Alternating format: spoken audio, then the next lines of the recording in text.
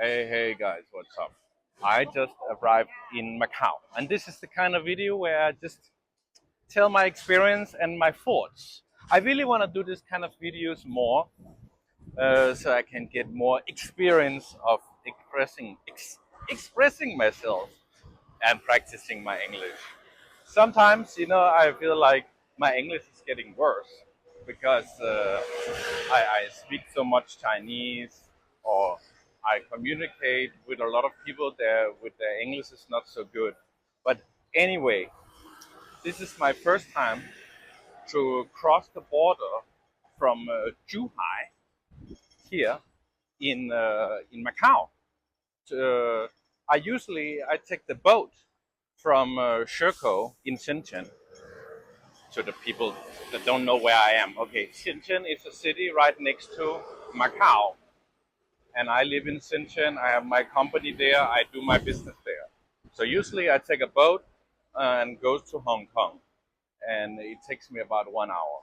Okay, but today I crossed I took the bus all the way from Songgang, where I live.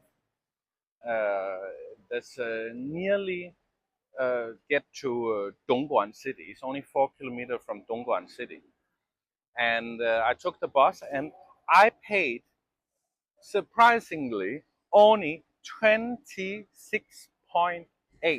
RMB for this trip. And this is so cheap. I mean, it's, I don't know how long time it was, less than 2 hours by the bus. And but actually, for me, it's faster to take the bus. I realize than taking the boat. The boat only takes 1 hour, but I also use 1 hour to get to the boat, and then waiting to get on the boat. And then it's easy 2.5 hours there. So and the boat is like I don't know, 10 times. Yeah, about 10 times more expensive, nearly. The price varies from time to time. Sometimes I paid was the 195. Sometimes it was 180. Sometimes also when I go back from Macau to when I buy the ticket just at Macau boat station. You call it that boat station? Whatever, harbor. Then I paid what it was 260 Macau. What do you call it? Macau dollar or Macau money? I paid that. So definitely I advise anyone to take the bus if you're going to Macau from Shenzhen. I'm sure you can get the buses from other cities too. And I will show here on the screen. I'm gonna cover out my name. My name. Everybody know my name, but Hanson. But whatever. I'm gonna show here on the screen uh, what I paid. Then this is the. I also gonna show the mini program I got the ticket from. So and this is a mini program on the WeChat app, and also on other apps like Jufobao, Alipay. They also have the mini programs where you can buy the tickets. I saw a girl. She also bought the ticket, but she have used a different app, a mini program or app to buy the ticket. And maybe she used a ticket app because the screen looks totally different, not like Alipay or like WeChat. So it looks totally different. So maybe she used some like a travel app. But anyway, we took the same bus. I met her, that girl at the bus station. Oh, here is a shop to fix the scooters. There's a gasoline scooters, or maybe they sell, or maybe just for fixing. I don't know. I really like the what do you call it, architecture. Architecture here in Macau. I mean, it's nice too in the mainland. Thank you. And the bus is stopping for me. Um, but it's kind of different here. It's like the houses like in some of the houses like in the south of Europe. I have never been to what do you call that? Uh, the country next to Spain. There's so many countries. It slipped out of my mind, but I've never been there. But I've been to Spain several times, and I've been to France several times, and the buildings are similar, very similar, like these kind of buildings and stuff.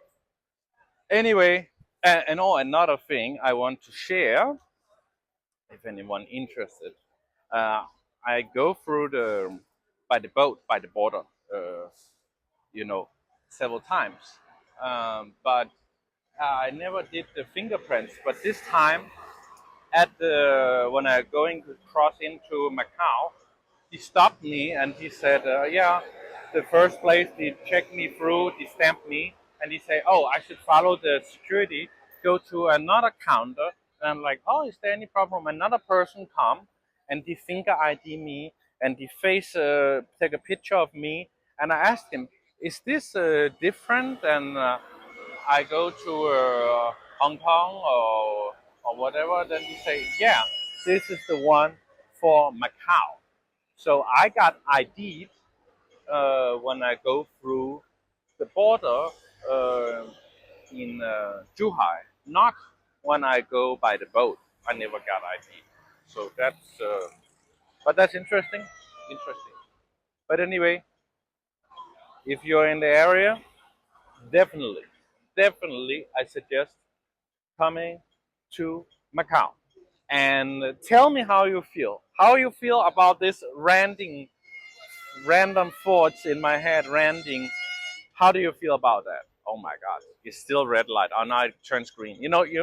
One thing you need to be careful.